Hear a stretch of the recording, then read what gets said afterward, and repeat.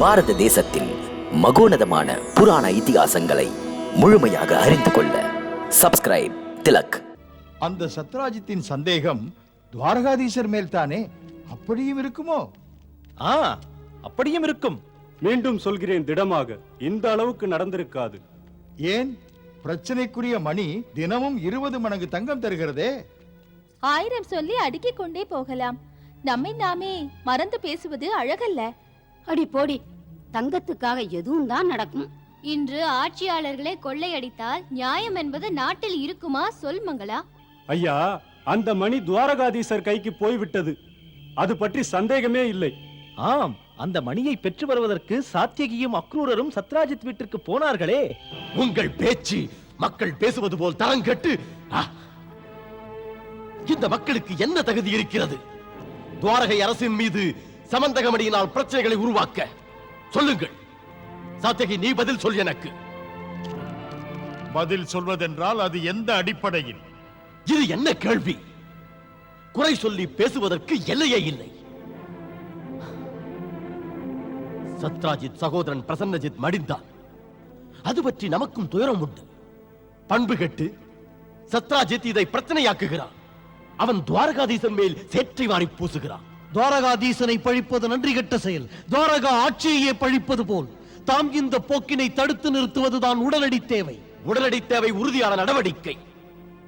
அந்த சத்ராஜித் நம்மை சந்திப்பதற்கு வராதிருந்தால் நாம் நமது ஒற்றர்களின் குறிப்பின்படி நடவடிக்கை எடுக்கின்ற நிலைதான்.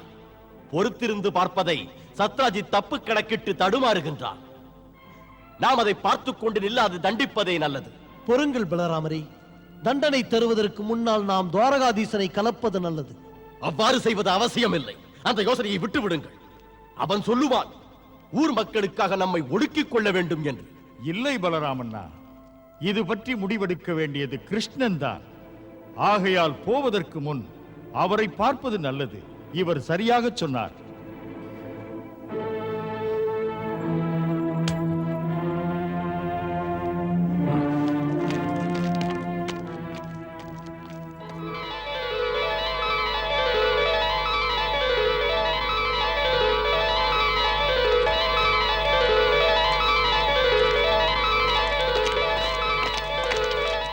பாருங்கள், பாருங்கள்.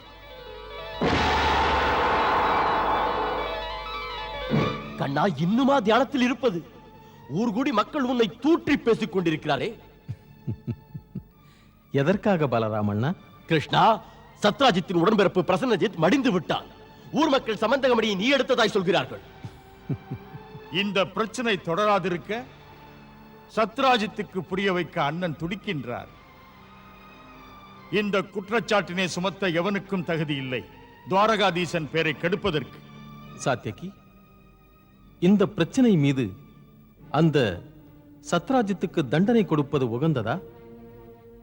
தண்டிப்பது யாரை? குற்றம் புரிந்தவரை. அவர் புரிந்த குற்றம் என்ன? அவர் குற்றம் இதுதான் கண்ணா. உன்னை தூசு போல் பேசியிருக்கிறார். அந்த பேச்சை பொறுப்பதா? பேசட்டும். அவர் ஆத்திரத்தின் பின்னால் அவரது நியாயம் கேட்கும் உணர்வு இருக்கிறது பலராமண்ணா. உடன் பிறந்தவன் மடிந்தான், அவரது அபூர்வமணி காணப்படவில்லை. போதும் கண்ணா, அதற்கு பொறுப்பு நாம் தானா? கண்ணா, நாம் தான் அந்த மணியை திருடினோமா, இல்லை நாம் தான் அவனை கொன்றோமா? இன்று நாம் அந்த சத்ராஜித்தை தண்டித்தால் அதனால் ஊராரின் வாய்கள் என்ன மூடிவிடுமா? இல்லை பலராமண்ணா, அவரை தண்டித்து விட்டால் ஊர் பேசத் தொடங்கும். இந்த கிருஷ்ணன்தான் சமந்தகமணிக்காக பிரசேனஜித்தை கொன்றான் என்று தண்டனை கொடுத்தவுடன் ஊராரின் கோபம் பிரளயமாகாதா? தெரியும். கேட்டாயா சாத்தியகி? முதலில் நான் சொன்னேனே, கிருஷ்ணனிடம் பேசுவதால் எந்த பயனும் இல்லை என்று. இவர் எப்போதும் நீதி என்றும் தர்மம் என்றும் பேசி பேசியே நம்ம எல்லாம் குழப்புவார். இது தேவையா? பாருங்கள் பலராமண்ணா, தாம் இப்படி பேசுவதா? நாம் அரசர்கள். பிழையாக தண்டிக்கிறது நமக்கு நேர்மை அல்ல. நாம் என்ன செய்ய வேண்டும் கண்ணா? என்ன செய்ய வேண்டும்? யாரும் எதை சொன்னாலும் பொறுத்துக் கொள் என்கிறாயா?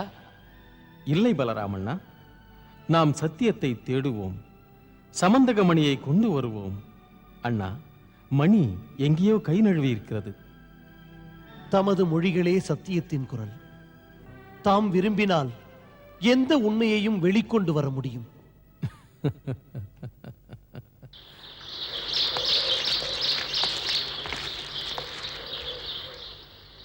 இங்குதான் பிரசன்னஜித்தின் வில் கிடந்தது.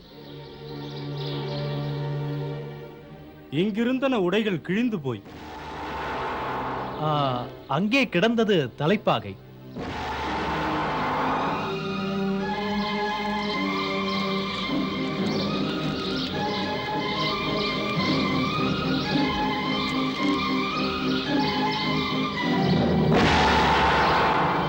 தெரிகிறதா குருவே?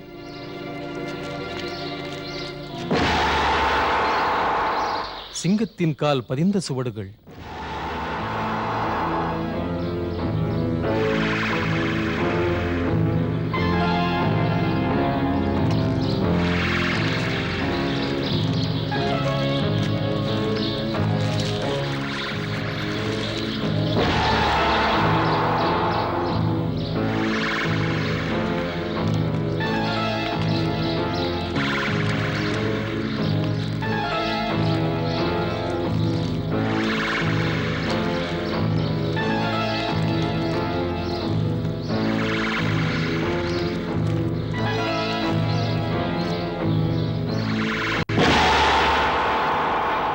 அதோ குகை.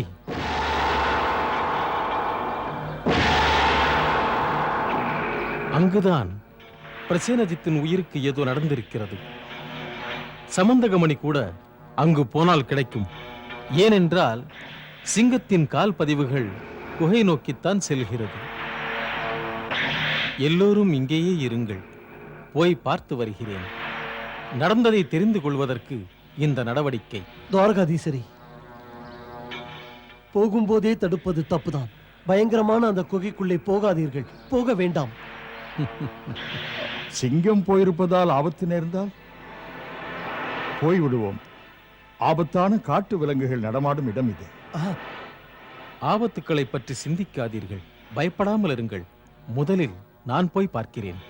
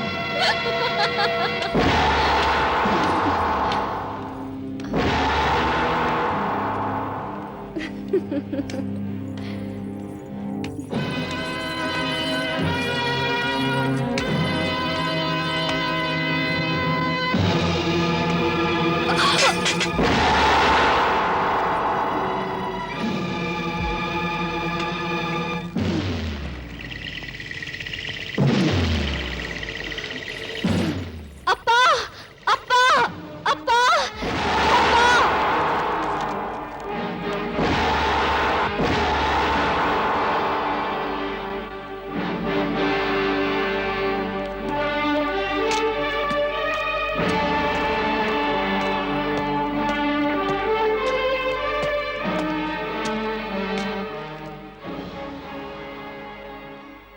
யாரப்பா நீ? இங்கு எதற்கு வந்தாய்? முதியவரே, தேவகியின் மைந்தன் கிருஷ்ணன். இந்த மணியை தேடி வந்தேன். கிருஷ்ணன் யார்? உனக்கு வாழ ஆசை இருந்தால் உடனே நீ இப்போதே இந்த கணமே இந்த இடத்தை விட்டு சென்று விடு. உடனே சென்று விடு. இந்த மணி உன்னுடையதல்ல. பொறுங்கள், உரியவரிடத்தில் நான் இதை எடுத்துச் சென்று சேர்க்க வேண்டும். போதும், கதை அளக்காதே. சிங்கத்தை கொன்று நான் எடுத்து வந்தேன். அந்த மணியை கேட்க நீ யார்? இதை என் மகளுக்கு நான் கொடுத்தேன். நீ அதை தொடக்கூடாது. மணியை இன்று எடுத்துச் செல்வேன். தங்கள் அனுமதியில், இல்லை என் வலிமையில். ஓஹோ, நீ எடுத்த முடிவு என்னுடன் மோதுவது தானா? மோதி பார்க்கலாமா? தமது ஆசைப்படியே மோதுவது இந்த மணியை பெற்றுச் செல்லத்தான். அந்த முடிவோடு வந்தேன். ஆம், நான் நினைப்பதை நடத்தாது திரும்பி போக மாட்டேன் பயந்து. அப்படியா? இனிமேல் இந்த குகையிலிருந்து நீ திரும்பி செல்லவே முடியாது. என்ன பேர் சொன்னாய் உனக்கு? கிருஷ்ணன். கிருஷ்ணன், தேவகி மைந்தன் கிருஷ்ணன். கிருஷ்ணா, விளையாட்டாக நினைத்து விடாதே என்னுடன் மோத வருவதை. இந்த இடத்திலே உன் கதை முடிக்கப்படும், தொடராது. சொல், மல்யுத்தம் செய்யலாமா? கேள்விக்குரிய விடையை தருவான் வெற்றிக்குரியவன். தொடங்க ஆணை கொடு ஜாம்பவான். முதலில் ஆணையிடும் உரிமை உனக்குத்தான். ஏனெனில் நீ என் குகைக்குள்ளே துணிந்து வந்தவன். இல்லை ஜாம்பவான், முதலில் ஆணையிடும் தகுதி உமக்குத்தான். ஏனெனில் தான் முதலில் என்னை யுத்தம் செய்ய அழைத்தது. நானா? அதுவும் நியாயம். என் மகளே நாம் செய்யும் யுத்தத்திற்கு வெற்றி தோல்வியை நிர்ணயிப்பாள். சரியா? நான் இறைவனாக ராமனையும் லட்சுமணனையும் தொழுபவன். எவனும் என்னை யுத்தத்தில் வென்றதில்லை. மீண்டும் ஒரு முறை யோசித்துக் கொள். சண்டை என்று வந்தால் சாவையும் எதிர்கொள்ள வேண்டும். அது பற்றி என்ன ஜாம்பவான்? நல்லது, தொடங்குவோம்.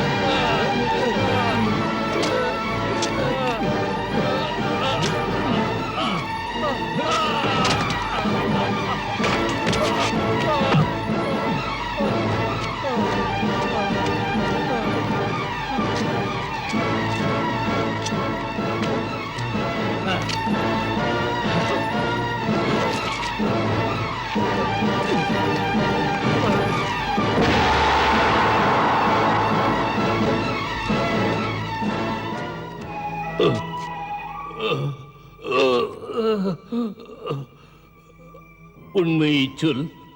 யாரப்பா நீ? சொன்னேனே, தேவகியின் மைந்தன் கிருஷ்ணன்.